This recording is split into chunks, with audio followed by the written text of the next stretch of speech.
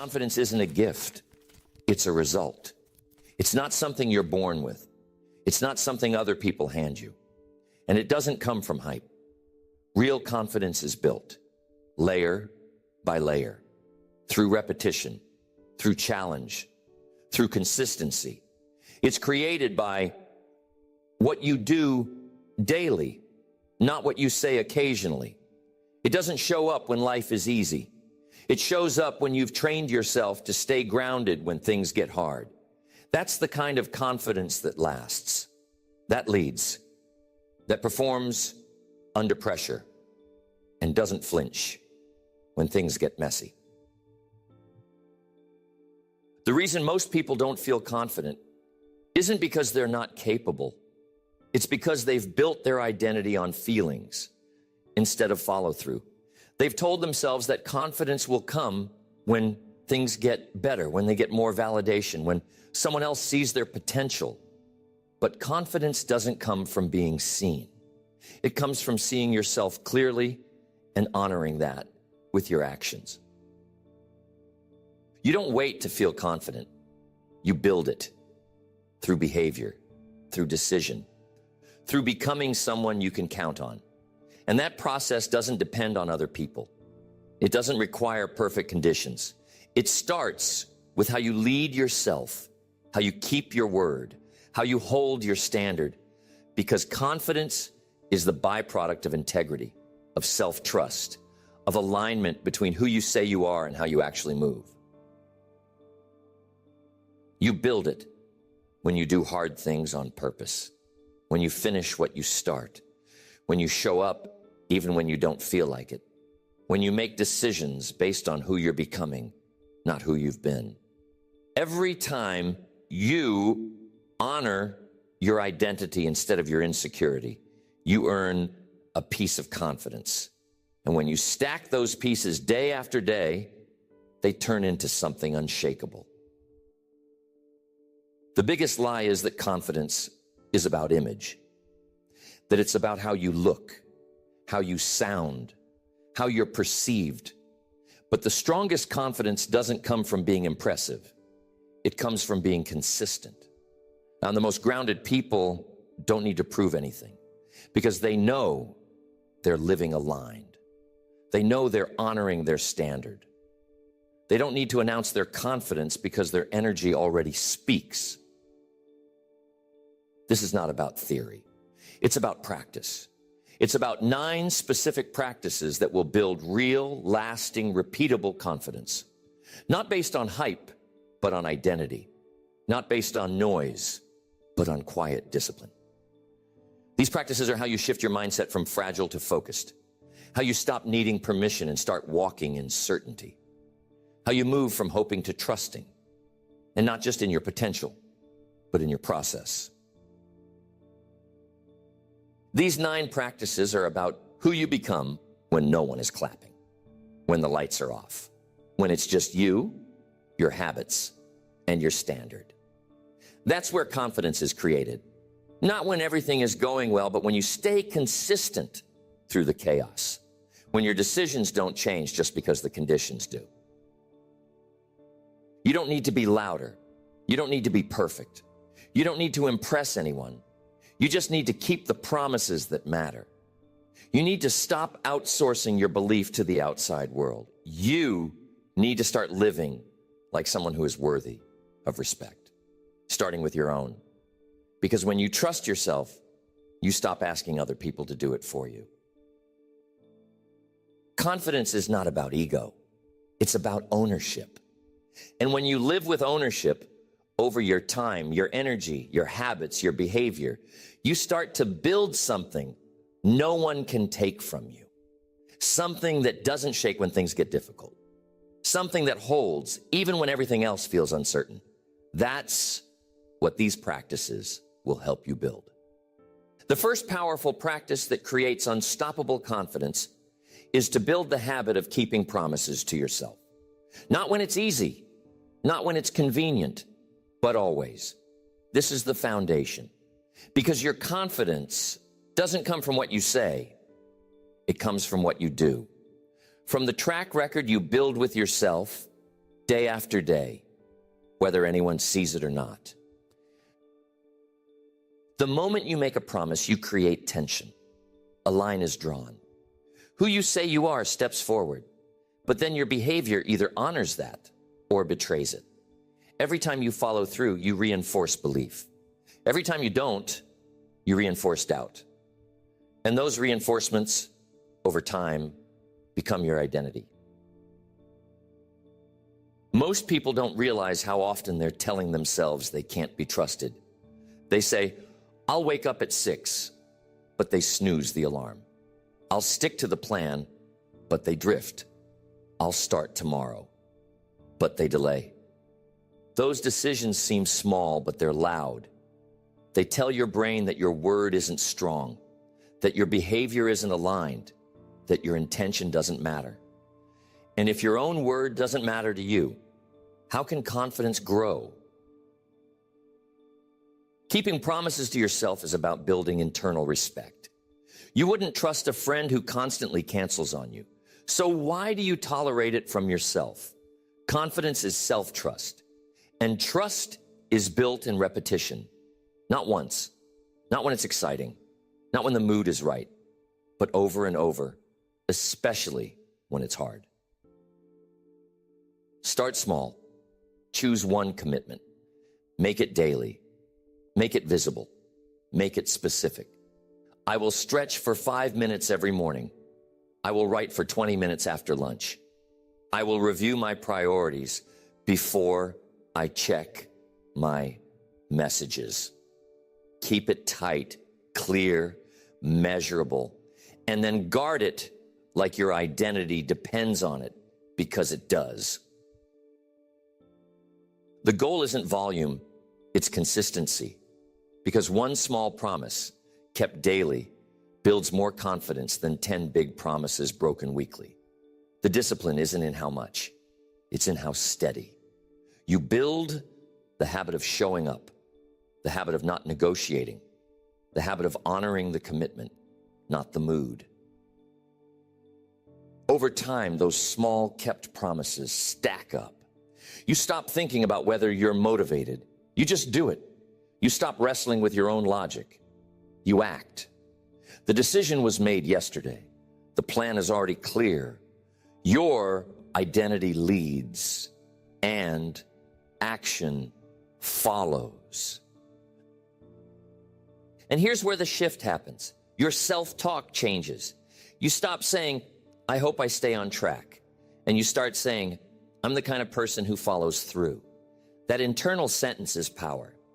Because once your behavior matches your identity, you stop needing to force things. You start flowing.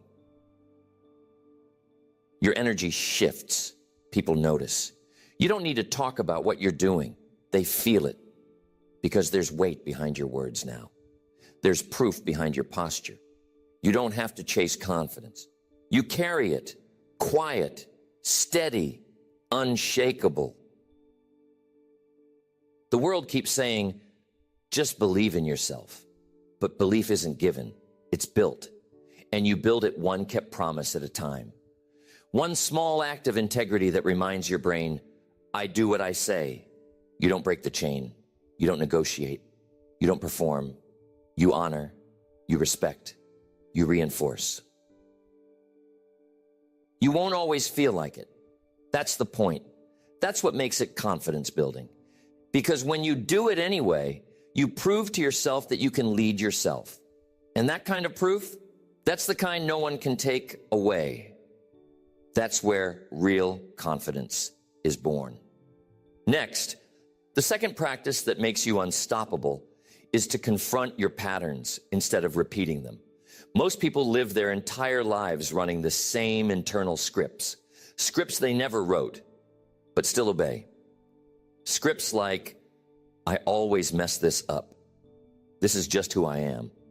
I'll probably fail again. Or, things never work out for me. These phrases become beliefs. These beliefs become behavior. And that behavior becomes identity. If you don't pause to examine your patterns, you'll spend your life reinforcing the very thing that's keeping you stuck. Confidence can't grow in someone who is afraid to investigate their own thoughts.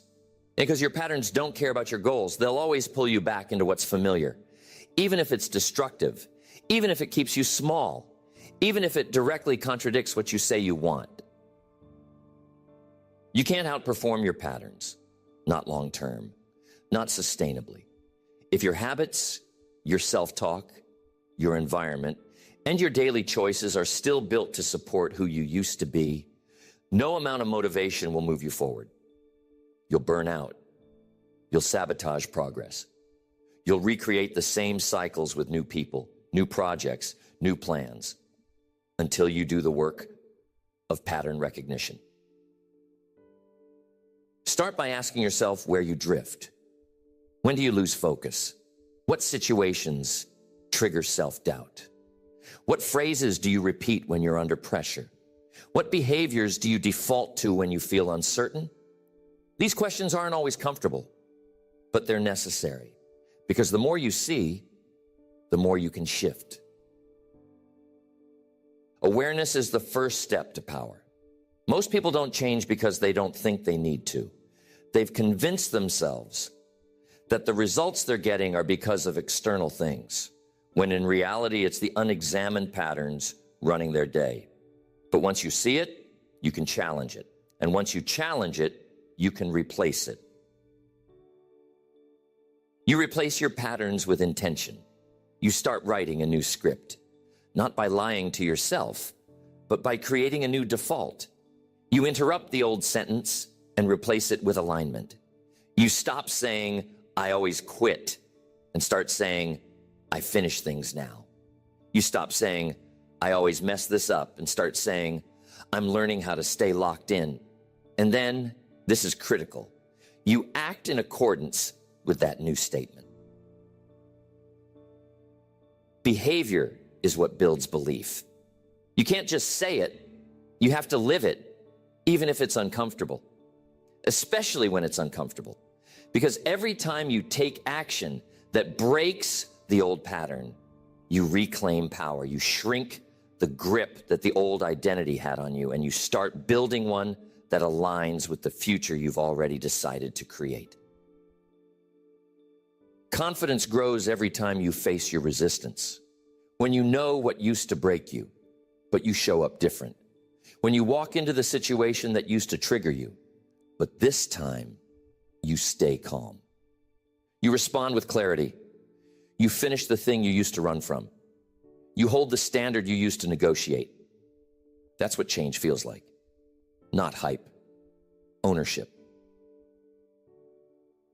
You become someone who leads yourself, not because you never drift, but because you no longer pretend not to see it. Because you catch the drift sooner. You respond faster. You stop letting patterns run your life. And that kind of awareness, that kind of authority, that's what creates the kind of confidence that sticks. You don't need to fix everything at once. You need to study one pattern, one moment, one trigger, track it, shift it, replace it, then repeat, one upgrade at a time, one adjustment at a time, one layer of alignment at a time. Confidence doesn't need to be dramatic.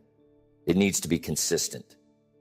Next, the third practice that builds unstoppable confidence is to speak to yourself with clarity, not comfort. The voice in your head is the narrator of your life. It shapes how you see yourself.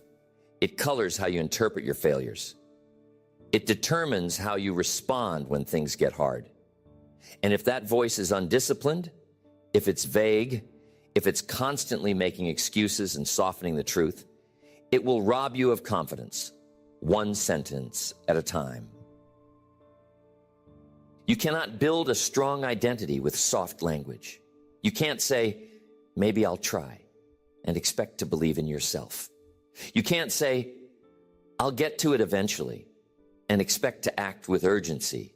You can't tell yourself, "This is probably too hard," and expect to find energy. Words matter. The ones you say out loud, and especially the ones you whisper in your own mind.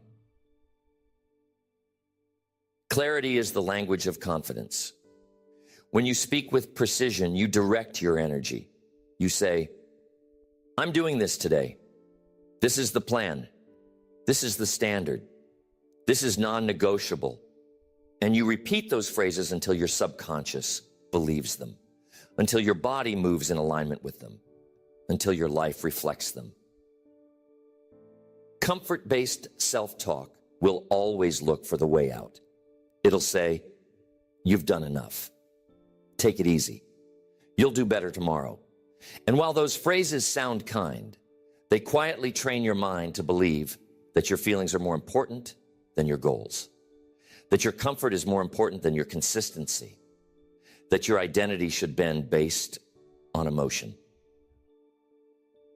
But when you start speaking clearly, everything changes. You stop coddling your weakness. You stop enabling your drift. You start telling the truth, not in a way that tears you down, but in a way that holds you up, that says, this isn't who I am anymore. We don't skip that. We don't delay this. We move. You speak to yourself like someone who's going somewhere, like someone who leads themselves, like someone who keeps the promise, especially when no one else is listening. And when you do that consistently, your internal dialogue becomes your fuel, not your fight. But clarity doesn't just happen. You train it, you journal, you review, you reflect, you write down your patterns, your goals, your intentions. You give yourself specific language to use when resistance shows up. You rehearse how you'll respond to doubt, how you'll talk to yourself when things get messy, when you fail, when you drift. You remove phrases like, I'll try, I'm not sure, I hope, and replace them with, I will.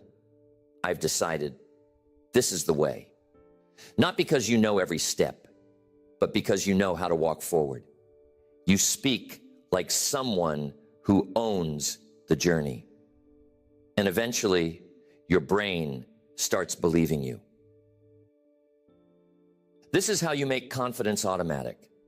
Not because you always feel great, but because your language doesn't collapse under pressure. Because when your body gets tired, your mind says, one more. When your plan gets shaky, your voice says, we adjust, but we don't quit. When fear gets loud, your clarity is louder. Your voice becomes your leadership. Not because it's louder than your emotions, but because it's more consistent. It doesn't flinch. It doesn't waffle. It doesn't start and stop. It holds. And when your voice holds, your identity strengthens. Your standard rises. Your actions follow. Next. The fourth practice that creates unstoppable confidence is to stack evidence, not emotion. Most people try to feel confident before they act. They wait for certainty, for clarity, for a surge of motivation to push them into movement. But that version of confidence is fragile. It only works when you feel strong. The second doubt creeps in, it collapses. That's because it was built on emotion, not proof. Real confidence is built on evidence, not hype, not theory. Proof. Tangible, visible proof that you've done hard things, that you've kept your word, that you've followed through, that you've trained, you've endured, you've shown up when it wasn't easy. That stack of proof becomes your backbone. It becomes the thing you lean on when your mind starts lying. When your feelings say, you can't do this, and your behavior says, I've done it before, and I'll do it again. Every time you follow through on something difficult, you earn a receipt. You earn evidence. That rep at the gym when you wanted to stop, that's evidence. That early morning when you got up anyway, evidence.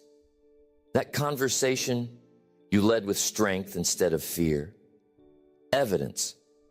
These moments aren't small. They're critical. They're stacking belief. Emotion is temporary. It fluctuates. But evidence is stable.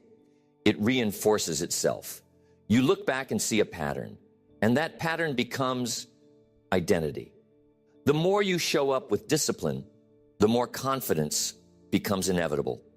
Not because you feel great, but because your life proves it. You stop needing to talk yourself into confidence. You stop needing other people to reassure you. You have the data. You have the receipts. You've done the work. You've earned your belief, not through fantasy, but through behavior. And no one can take that from you. This means you start tracking your wins, not just the big ones, the daily ones. Because most confidence is lost in forgetfulness. We forget how far we've come. We forget how often we've been resilient. We forget how many times we followed through.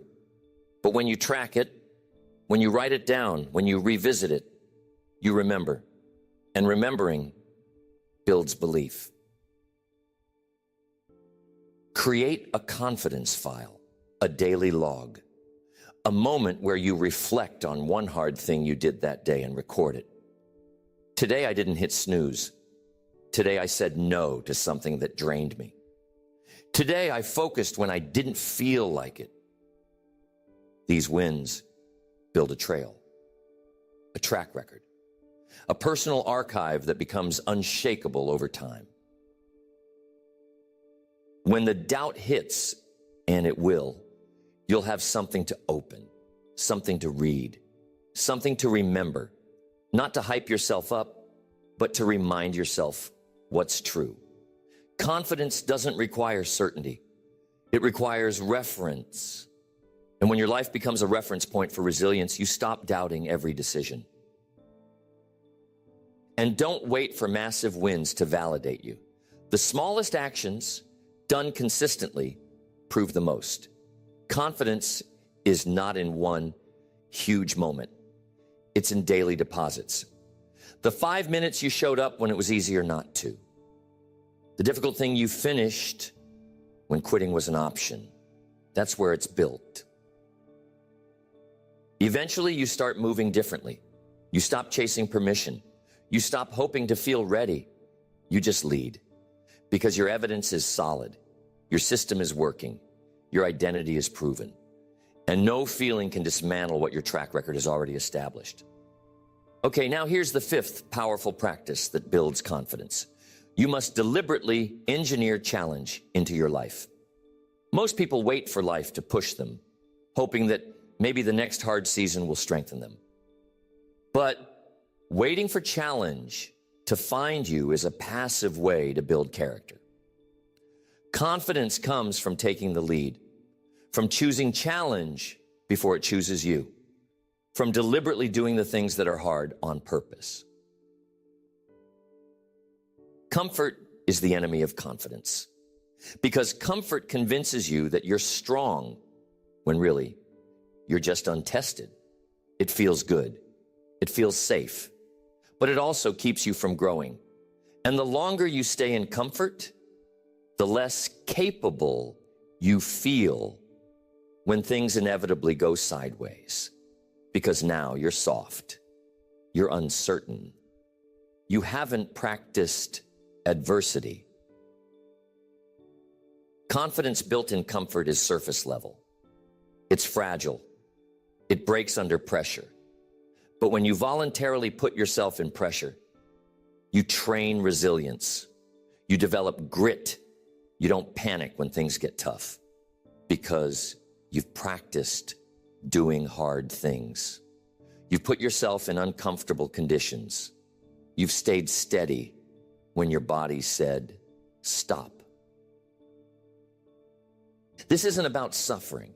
It's about stretching. Choosing to expose yourself to environments, routines, and challenges that sharpen you. You take the stairs instead of the elevator. You choose the conversation you've been avoiding. You get up without snoozing. You write even when you feel blocked. You train when you're tired. These acts don't just build results, they build confidence. Because every time you do something hard, you rewire your identity.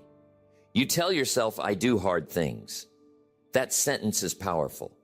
It becomes your new narrative. You stop flinching. You stop hesitating. You stop letting resistance dictate your day because you've trained yourself to expect discomfort and to move anyway. The people who perform at the highest levels don't look for ease. They design challenge. They set higher standards. They remove the crutches.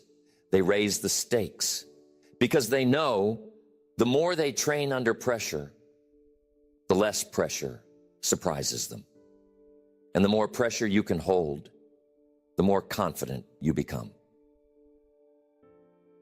You create this through habits that intentionally create resistance, cold showers, long runs, deep focus work with no distractions, days without comfort food, difficult conversations.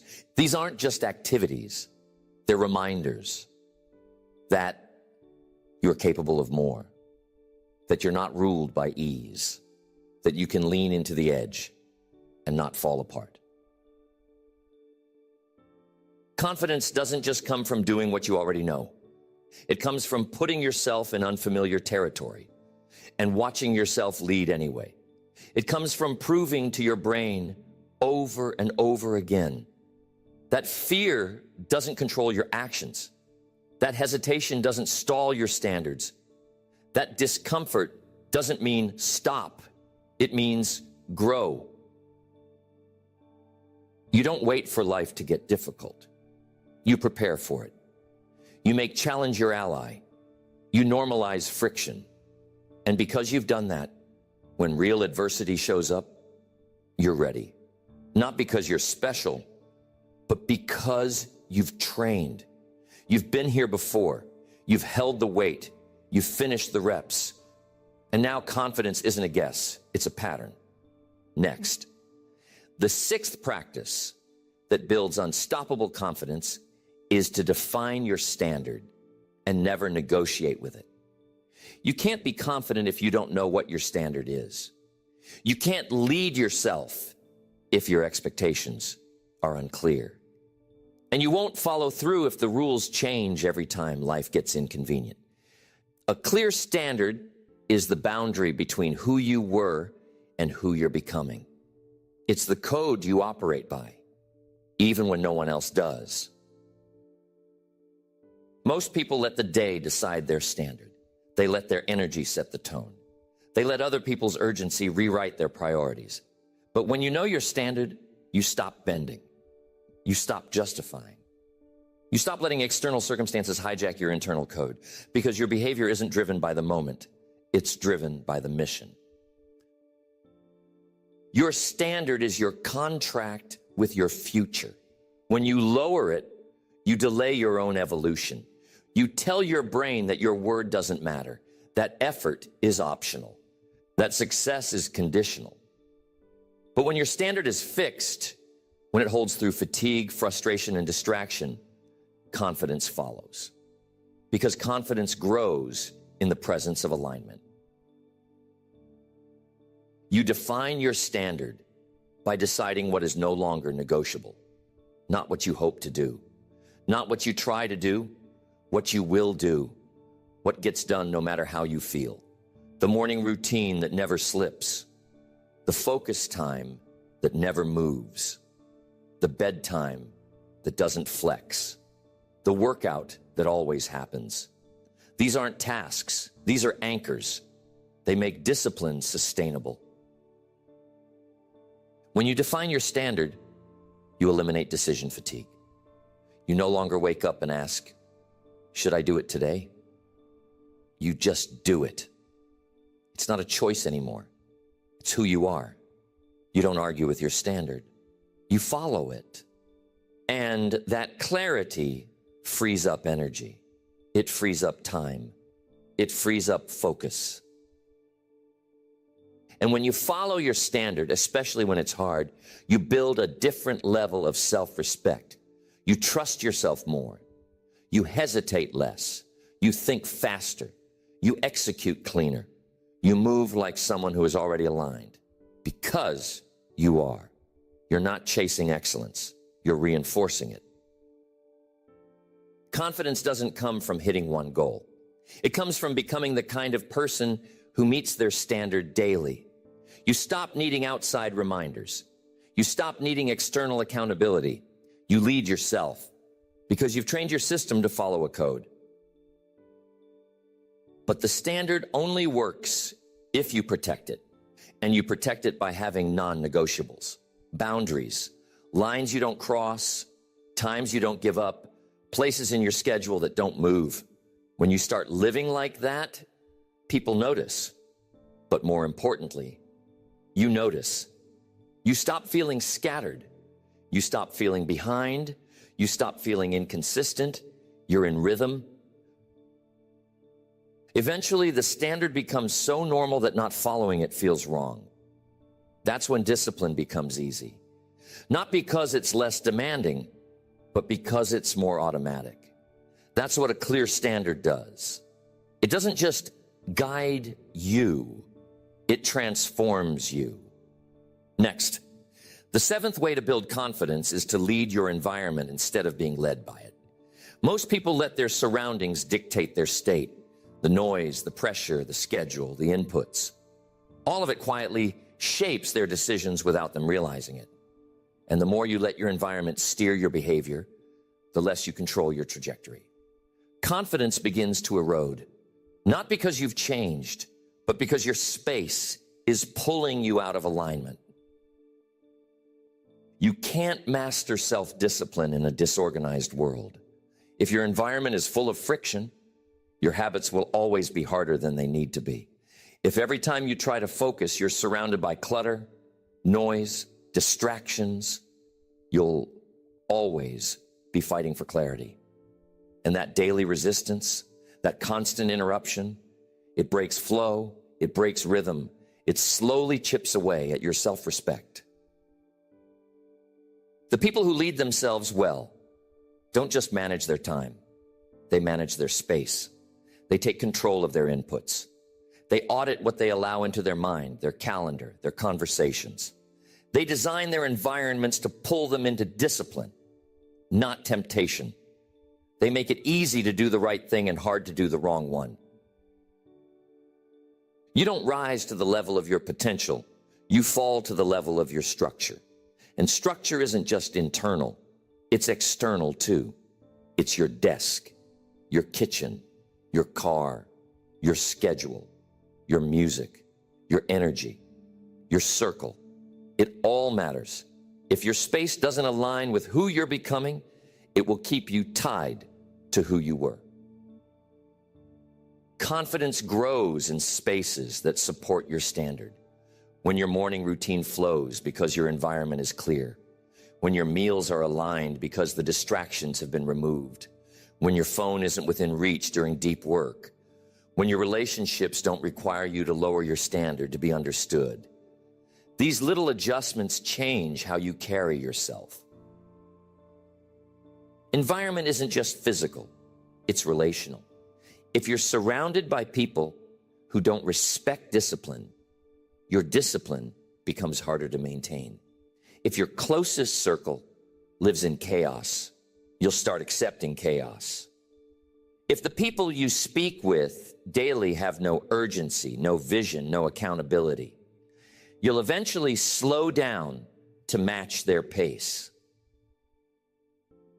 So you lead, you elevate the room, you filter your conversations, you stop entertaining energy that pulls you out of alignment, you protect your time, you guard your focus, you raise the standard, not just for yourself, but for what's allowed to influence you. You don't need to control everything, but you do need to lead your space. You remove friction, you simplify, you declutter, you design, you take ownership of your environment like it matters, because it does. And when your space starts to reflect your identity, your confidence rises without effort. Eventually, the environment becomes automatic support. Your systems flow. Your space holds the line. Your rhythm builds momentum. And that momentum, that's how discipline becomes easier. Not because life gets quiet, but because you stopped letting the noise lead. The eighth powerful practice that makes you unstoppable is to become the source of your own validation. Most people tie their sense of worth to external approval. They rely on recognition, attention, applause. They wait to be acknowledged before they believe they're enough. But confidence that depends on validation is temporary. It fades the moment the compliments stop. It evaporates the second someone questions your ability. If your identity needs to be reinforced from the outside, you will always be chasing it. You'll always need one more person to say, you're doing great. One more comment, one more post, one more like. And when that feedback doesn't come, your motivation collapses. Your standard lowers. Your habits erode because you were building from the wrong source. Unshakable confidence comes from knowing that what you're doing is aligned, whether anyone sees it or not. It comes from creating your own scorecard. It comes from asking yourself, did I show up the way I said I would? Did I honor my process? Did I live with integrity today? If the answer is yes, you win. Not because someone said so, but because you know. That internal validation gives you freedom. Freedom to move without needing permission. Freedom to be consistent without the hype. Freedom to lead without constantly asking, am I good enough? When you know your value, the noise doesn't shake you because you've already decided who you are and you live like it. To build this, you have to stop outsourcing your self-respect. You have to stop handing your identity to people who don't carry your vision. You stop measuring your worth by how you're received and start measuring it by how you show up. You stop looking for applause and start building patterns that align with your values. You do this by creating rituals of self-validation, end-of-day reflections, internal audits, moments where you check in and ask, was I excellent today? Not in outcome, but in effort, in attitude, in intention. Because when you validate yourself daily, you stop needing the world to do it for you. This doesn't mean you isolate. It means you lead. You can receive feedback, but you don't require it to feel whole. You can accept encouragement, but your actions don't depend on it. That's strength. That's independence. That's self-leadership. And confidence can only live where leadership has taken root. Eventually, you become someone who walks into a room and doesn't need to be noticed because your presence speaks louder than your words. You're not waiting to be chosen. You've already chosen yourself. You don't beg to belong. You belong because you're aligned, because you've built belief from behavior. And when life gets quiet, when no one sees the effort, you don't collapse. You keep going because your approval isn't external, it's earned, and you're the one who gives it. That's where confidence becomes permanent. That's where discipline becomes automatic. That's where peace begins. Next, the ninth practice that will make you confident is to finish what you start.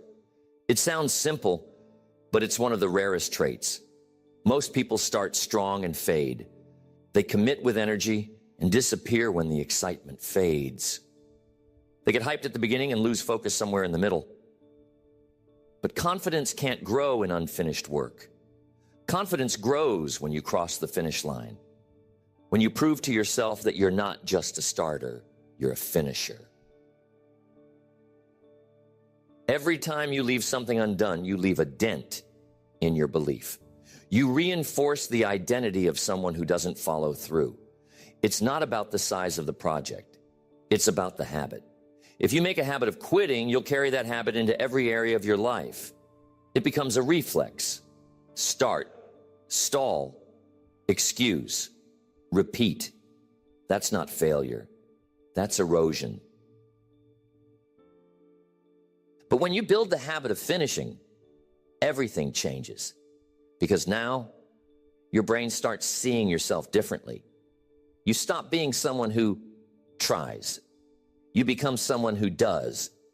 You stop calling yourself a perfectionist and start calling yourself a finisher. You don't need the work to be flawless. You need it to be done. Finishing builds trust. Every rep you complete, every chapter you close, every rep you don't skip. Those aren't just tasks. They're deposits into your identity. You prove that your word matters, that your behavior matches your standard, that when you say something will happen, it does. To build this habit, you must start small. Pick something you've left hanging, a workout you planned and never completed, a chapter you said you'd write, a plan you said you'd finalize. Block time. Return to it. Finish it. Not because it's urgent, but because your identity is worth reinforcing. You must redefine what it means to finish. It doesn't mean perfect. It means done with effort, done with integrity, done with presence. Don't aim for polish, aim for closure. Get it out, get it delivered. Cross it off. That act of closing loops gives your brain peace. It frees energy. It restores confidence. Your brain loves closure. It hates open tabs. Incomplete tasks don't just linger. They steal mental bandwidth. They make you feel behind. They make you doubt your capacity. But when you start closing the loop, you create space. You create momentum. You tell yourself, I'm in control again. Confidence is not just a feeling. It's a history, a record, a track of repeated behavior that tells your mind. We follow through here. That's what creates the kind of person who doesn't flinch under pressure, who doesn't panic when it gets difficult, because you've built evidence. You've finished the thing before, and you'll finish this one too. Finishing gives you feedback. It teaches you what works. It exposes what doesn't. You get stronger from completion, not from perfect starts. You get data, you get truth, and that truth becomes wisdom. You can't gain that insight by stopping halfway. You have to stay long enough to finish. And when you finish something difficult, you don't just get the result. You get the confidence that came with the process. That's where the edge comes from. Not from talking, not from planning, from doing, from closing, from executing when others stall. That's the difference maker. You've now walked through the 9 practices that build unstoppable confidence. Not a confidence based on appearance, hype, or ego, but a confidence built from action, from identity, from integrity. These aren't motivational ideas.